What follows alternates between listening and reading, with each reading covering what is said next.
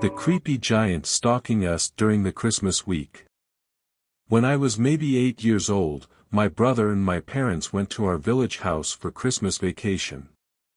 And before we start, I should try give a small layout of the house and area.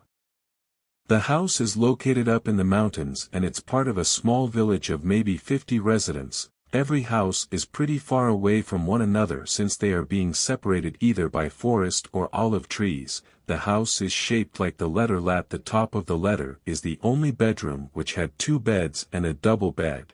At the low part where the 2 lines connect is the only door and living room/kitchens, and at the other top after a small hallway is the bathroom. The walls are very thick, a meter, and the place is ancient.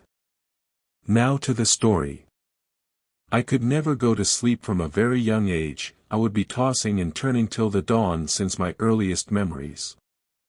Day 1, I have nothing to do in the night other than play out the day in my head or find any activity in silence to no disturb the others sleeping in the same room. Usually after trying to sleep for an hour or 2 I would hear the window above my head creaking from the cold. I would just stand up on the bed and look at the snowy biome and make scenarios in front of my eyes, childish fantasies.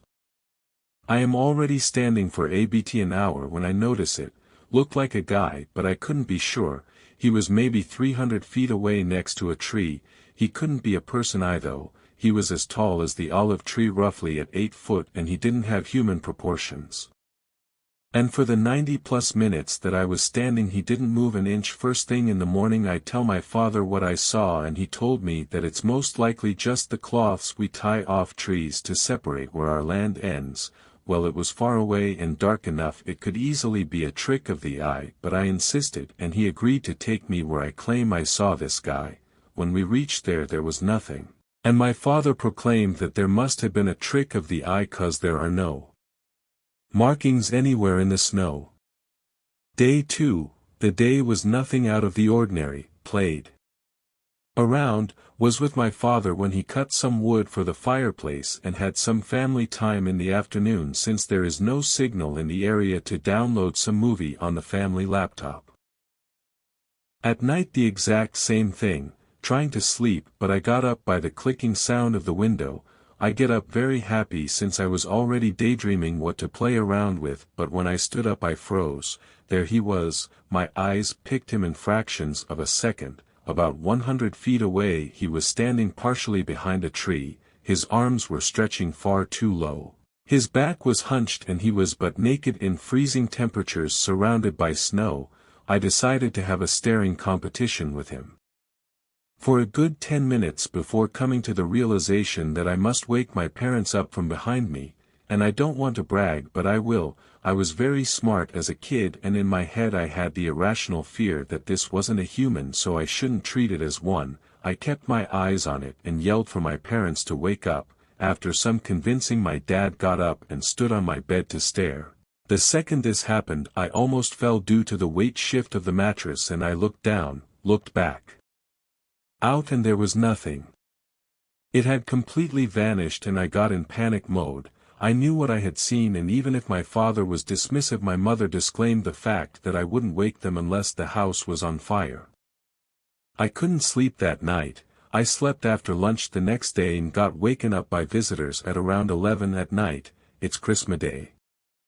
Day 3 I had nothing to do with 4 old relatives I had never seen again in my life, so y'all can guess what I did. And no, I wasn't playing with my 6-year-old brother. I was staring outside of the window. Absolutely nothing. An hour goes by and nothing. I was trying to find him in the picture. Closing on 90 minutes I start getting disappointed and I couldn't stand up anymore and I see him. He was walking, parallel to the house about 100 feet away. He came out of the denser forest. I observe him for no more than 15 seconds that felt like ages. And he does a shift 90 degrees turn and he is heading directly at the house. I get off the bed and yell immediately. There he is coming towards us. No ever said another word and they jumped off their chairs and rushed outside. My father grabbed the rifle also and rushed outside.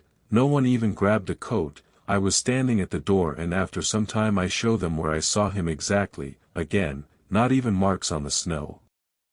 Instead of dismissing me this time no one said a word and my mother even instructed me to try and sleep. I was given a tea she made and minutes later I was asleep. Day 4. Woke up very late and felt groggy. I didn't want to do much in the day but after dinner my mother gave me another tea and soon I was asleep. I woke up due to the creaking sound made by the window. I stand up and face stuck to the window. It was him, eyes black and tiny like petals, mouth too wide like it's painted on, eyes way too far apart, head way too big to be human. He was bald with some facial hair, all white like the snow. I fall back on my bed crying from the shock and they both wake up. Immediately they try to cool me down and my mother went to make another tea. They wait for me to drink it and lay on my bed and they go to sleep. 10 minutes pass by and I can't sleep cause I want to pee. I was too afraid to even move from under the sheets but I thought to myself that I can't pee here so I must get up sooner or later. I get up and I go to the hallway and hunch down to reach the doorknob. The door is made mostly off glass and you can see very clearly into the small space before the bathroom, but the doorknob is about 1 foot off the ground for some reason. I open the door and my head hits something and I fall back. He was inside the small hall, his shoulders were touching the ceiling and he had the same frozen face. I couldn't even make a sound so I crawled out as fast as I could and fell on my brother's bedside cabinet and this woke everyone up. I looked back and he was again vanished. Then I got to the crying part like every kid would. I was hugged and was told that everything is okay and they waited for me to sleep this time. Woken up early and my parents said that we will celebrate the New Year's Day back at home. I felt relieved but getting up I found something on the foot of my bed, a small makeshift like doll made out of rope. I kept this till I was 14 to 15 which got lost after I changed rooms to get a bigger bed. My mother most likely found it and threw it away. Later, once during a family gathering where all my cousins were and I was telling them about paranormal stories I have from my life, I closed with this one and my mother sat and hear it. Finishing what I had to say she very casually said that my grandfather had seen the same at the same age as me, so did his father. The parameters were always the same. The house is in the middle of nowhere and it must be snowing.